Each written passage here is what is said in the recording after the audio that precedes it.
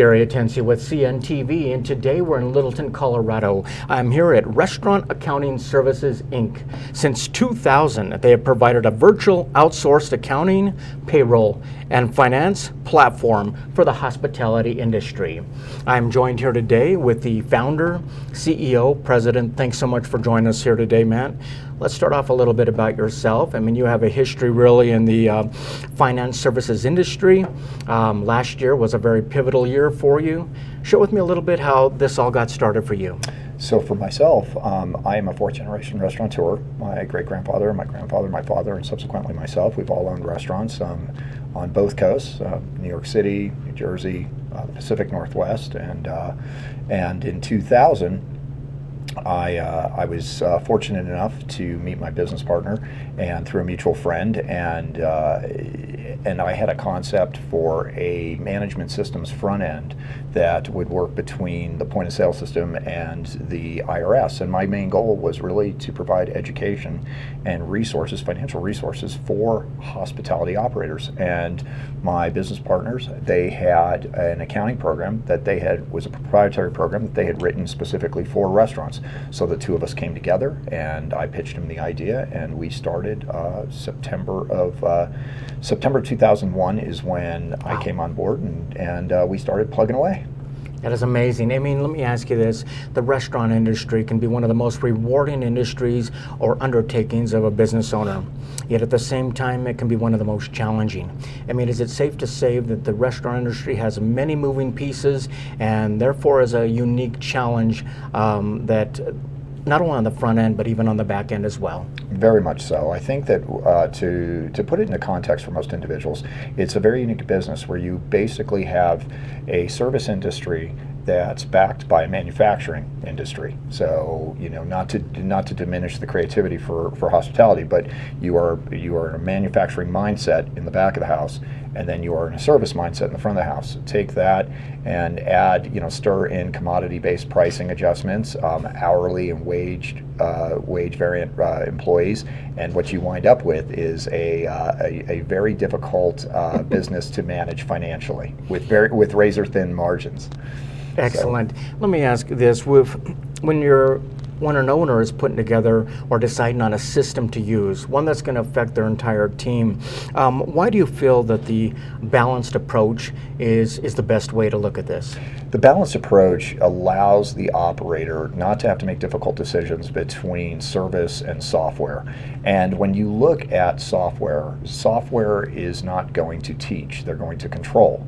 And in the absence of understanding why, that control can sometimes lead you into a very bad path that's very expensive. So our balanced approach was really forged in the educational component of the individuals that we service, knowing that they're very creative, knowing that finance is usually a foreign language for most of them. Our job was to basically provide them with the education so that they could make decisions that were based on three legs. How could they make the best possible decision for their guest, for their team, and for their profit? So looking at that and working backwards, it allows us to provide the why factor. Why are you making these decisions? What are you trying to achieve? And that's what RASI does. It not only provides them with the result in the financial statement, but the why. Why are you doing this to lead to that result? And that's the beautiful balanced approach that we apply by making sure that we don't, as I said previously, we don't make them choose between the excellence in service and the excellence in software. We build that partnership with our clients. We enable them through the services to reach out and to tell us. And last year was a perfect example of that. Should I stay in business? Should I close my doors? How do I pivot to profitability? And being able to walk them through that, being able to understand that, not from a contextual perspective, but from we've lived that life perspective, enabled us to really assist them in navigating through the worst situation in most of our lives. Matt, gone are the days of paper ledgers in accounting. Thank goodness. As fast as data changes, comes at us, the accounting becomes a living document almost. Why did you feel it was important that is accessible 24/7? It just makes sense that 20 years ago we were the first individuals to get our clients to understand the value of weekly financials, right? Looking at things every 7 days, and now that is the industry standard. What we do now is move to a position of continuous accounting. So as soon as the transaction is created or has occurred, it needs to post, and having that immediacy of data enables our operators to make very proactive decisions, and those proactive decisions enable them to maximize their revenue and their cash flow. So simply put, if you see a leak under your sink, you don't wait 2 weeks, because the leak doesn't become less, it gets worse. Same thing with financial accounting. If you wait to get your results, chances are you're going to have leakage. And so for our philosophies are, let's get these items posted, let's educate the clients on what to look for, and therefore they can make the best possible decisions as fast as time will allow. When it comes to a company, when you find a problem, you can't wait 2 weeks, it can be very costly. You need it fixed yesterday. I mean, obviously the cornerstone of what you provide really is about providing a software, training for restaurants across the board. Is it important for you to cater to each restaurant, what their needs are? It very much is. I mean, that was really the balance. That was the trick.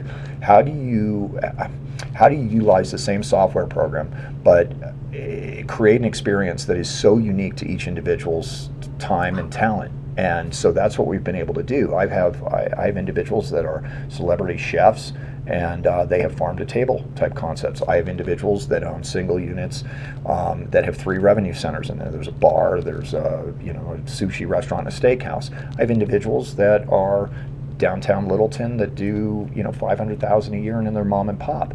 The thing that unites them is they all have to pay their taxes, they have to pay their bills, they have to pay their people, and they have to have meaningful financial statements. We use that software to create the underpinnings of compliance, but allow them the flexibility within the software to do what they need to do to best service their guests and their teams, and to ensure their profitability. As a business owner myself, I feel accounting is a necessary evil. Yet when accounting is done right, it can really improve your profitability. A person can get creative of how they're managing their company. Is this something that, like you said, you've been educating people for 20 years? Yeah, it's funny. I always hear that word creative, and I always think to myself, it takes on 2 connotations when you're dealing with accounting, right? The goal, it's just like anything else in society. You become specialized in a vertical, and restaurants are what we do, hospitality is what we do. So being able to become very aggressive and standardized in certain practices allows our clients to fast track to their results. Once you fast track to standardized results, then you can get really aggressive about how you get there. And a perfect example of that is when you look at cost of goods, when you look at what your food cost or your product cost is, just establishing the mechanics of getting those costs is one thing. Once you have that, then you can fast track to learning what velocity-based reporting is, which is a very advanced topic for most independent restaurateurs. But by doing it and doing it successfully, you see a 3 to 5% decrease in their cost of goods. What we enable them to do is to take a very managed approach to doing that. So in order for them to get creative, they have to be smart first. In order for them to be smart, they have to be educated. And in order for them to be educated, they need to work with us. That is interesting. By providing up-to-date, timely reports, I mean, these prove critical in the insight of the health of our company at any given time. I mean, this is all streamlined. I mean, this is probably as close as a crystal ball that a business owner can ever get when they're able to look at these numbers today and decide where they're going tomorrow. We saw that in absolute totality in the last year, and a perfect example of that was when the pandemic hit. We, roughly 1,900 restaurants, we thought, oh my goodness, what's going to happen? And because of our clients' ability to have up-to-date financials, we were able very quickly to get the PPP reporting that they needed, as well as the ERTC reporting that they needed. And what was fantastic about that was that not only did we do over $580 million worth of PPP reporting and helped our small business clients get those loans, But here's the fun fact. When it came for the second run PPP, we only had 138 eligible restaurants for second run PPP. And I have to give enormous credit to our clients because they use their reporting, they use the discipline, they use their education to navigate and pivot their businesses. For example, when most individuals were really upset at DoorDash and Grubhub because of the 30% charges, we were educating our clients that they had to understand that those companies are not delivery companies, they are marketing companies. And once you got in that mindset, you didn't look at those companies as the enemy. You looked at them as being able to attract future guests to your business. And I think that was the greatest success. We had very formulaic plans set forward for our clients because of their data and because of their ability to have up-to-the-date real-time information. They were able to pivot very quickly and make the determination whether the investment into the greenhouses or the yurts or whatever they were using was going to be the right investment. So. That is interesting. This is an end-to-end streamlined process here. I mean, it's seamlessly done, integrated with your existing POS. That has to make it pretty easy to implement rather quickly. It does, and one of the things that I believe strongly in when we first started this was moving files is not data integration. Right? Moving files is the equivalent of slamming 12 beers and driving backwards on the freeway. There's no security around it. It always takes somebody to manage that data. What we went for was a true integration. We grabbed the transactional level data from the point of sale system. And why that's important is because it also allows us to audit that data. So one of the things that we do with every one of our clients is we look at the sales tax collected from every day, every transaction, and we manage that to the penny. So when we go to pay the sales tax for our clients, we know that we've audited the source. That also allows us to manage changes that are done by the point of sale companies to their systems. And in many times, those changes might look good on the surface, but when you look at the transactions are not calculated properly. So this gives us another layer of compliance and security, and especially when we're working with payroll, because enabling us to get that time and attendance information from each person, from the point of sale, from each shift, allows us the ability to give our clients peace of mind that the compliance for payroll is intact for their employees.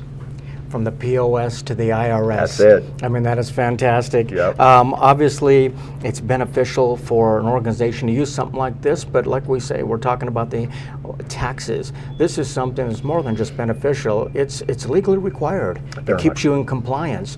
Obviously, the system has to be able to grow and change with that company and keep up with those changing taxes. Is that something that is possible and can kind of give some peace of mind to the owner? Very much so. I think through our managed services approach, what we enable the operator to do is we enable them to move through the life cycle of their business without having to change their system, right? There's an old saying where we come from, the system doesn't change, people do. And what I mean by that is you have an individual that might start with us. Let's say two individuals got together, they were not from the restaurant industry, they got together and they did a bar on South Broadway, right? That's a great business. They start off with us, they've got a managed service where we do the accounting for them. Maybe they're not doing inventory, maybe they're just trying to keep the hot food hot and the cold stuff cold. Well, fast forward, let's say a year, and now they've got an opportunity to do another location. What's really fun for us is 16% of our clients open a brand new restaurant every year. That gives us a 22% lift in unit count. So what that means is that you are essentially 10 times more likely to succeed with a first-year restaurant using RASI than you are without using it. I would love to tell you that the system's so genius that that's what it does, but I think it's just like a personal trainer. I think if you look at it, anybody can go out and they can do the research, they can spend their time really educating themselves. But at the end of the day, if you hire an individual who knows specifically what your goals are and understands how to quickly get you there, you're going to have a more tangible experience. That experience is going to allow you to focus on the items that are resulting from the accuracy of the financial statements. So going back to what we were just talking about, you take that brand new restaurant that might have not done operational inventory or what have you. Now they're starting to get capable of doing that. So we add a different we add a different service topic on there. We go ahead and they start doing some of their invoices, they're doing their inventory, and now let's fast forward 5 years. Now that 2-unit group is now a 6-unit group because they've had this success. They've now stretched out into different areas of town or maybe another state.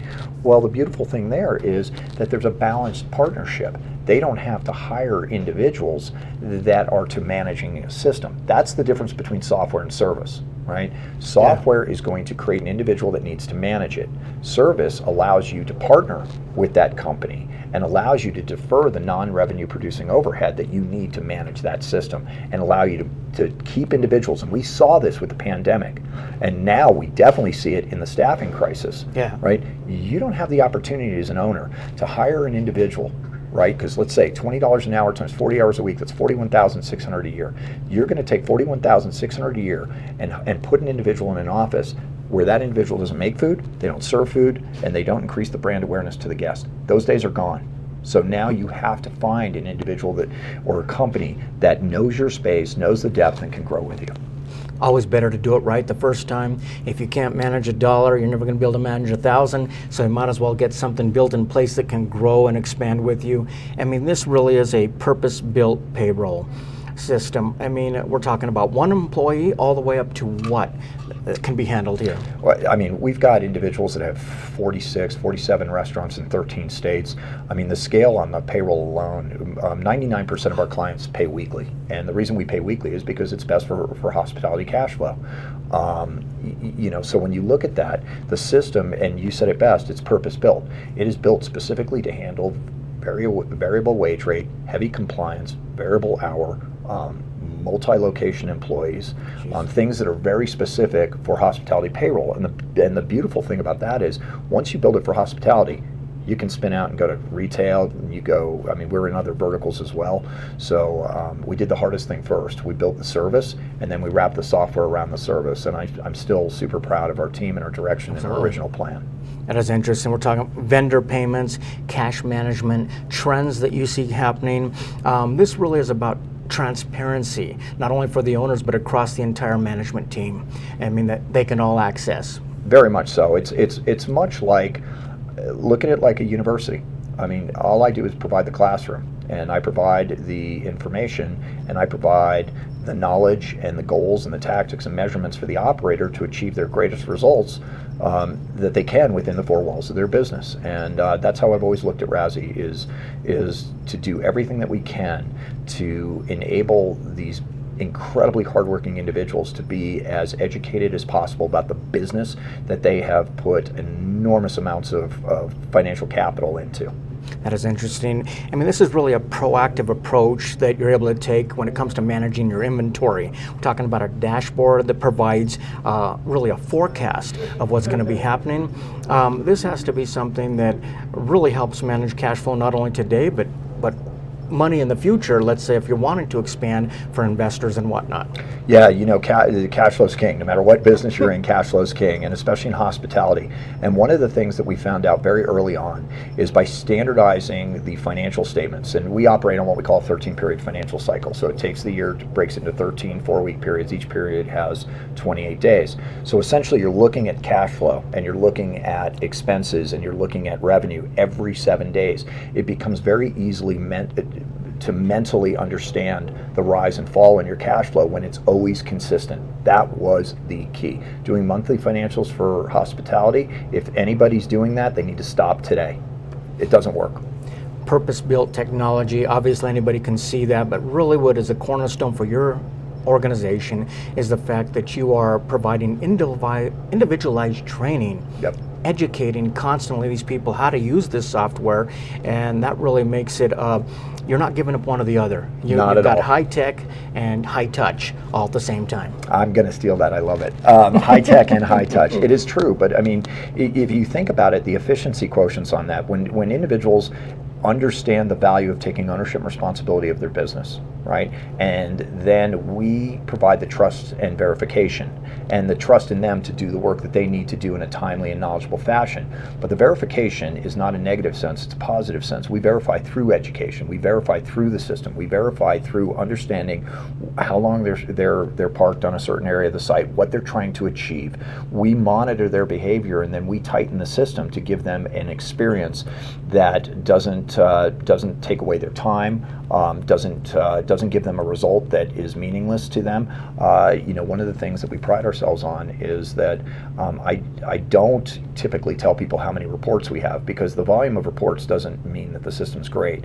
I would rather have individuals only use several reports, but know deeply what they're trying to achieve with those reports. And that's why the high touch exists. That's why the education exists. Yep. If they don't know why they're doing something, then don't do it. I mean, these individuals, these companies, they're in business for themselves, but not by themselves. I mean, quite honestly, it has to be peace of mind knowing they can pick up a phone and really talk to somebody about these numbers like that.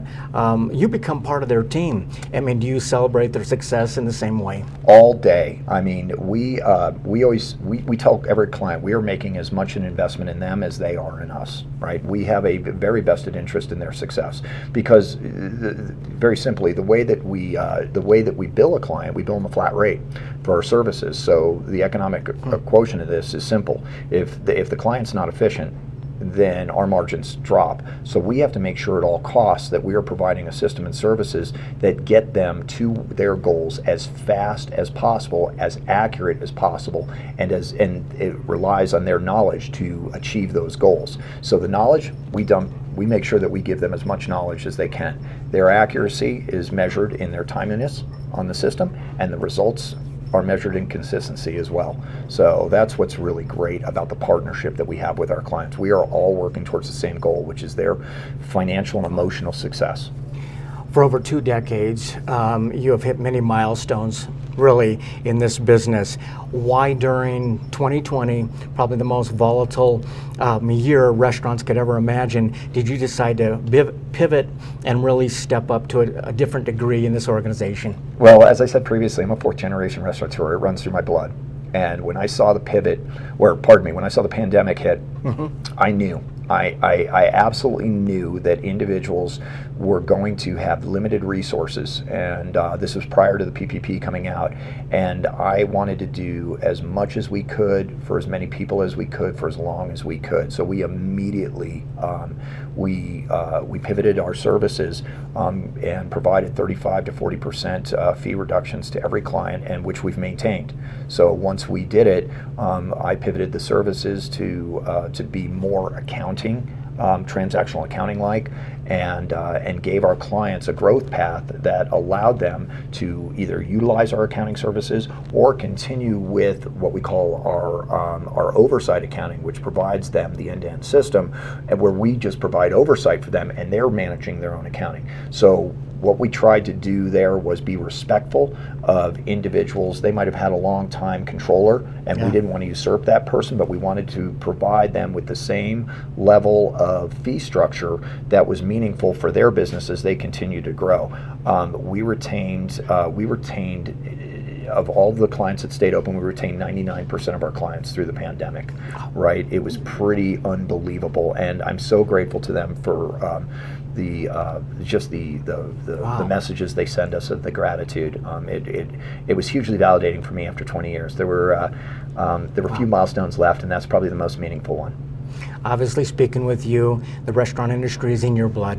From your grandfather to you, we're talking of everything that you are. Does this continue to be rewarding for you, and where do you see the future? Yeah, it's the most humbling experience of my life to know that that I'm taking their experiences and their successes, and I'm modernizing those, but being very respectful to what I was taught, and being able to work with such incredible people from all walks of lives, and being able to share that knowledge with them and to watch them row that forward is probably the most gratifying thing for my life. It really is. And working with the team that we have here, it's 139 individuals. They're amazing. It's really fun. Wow.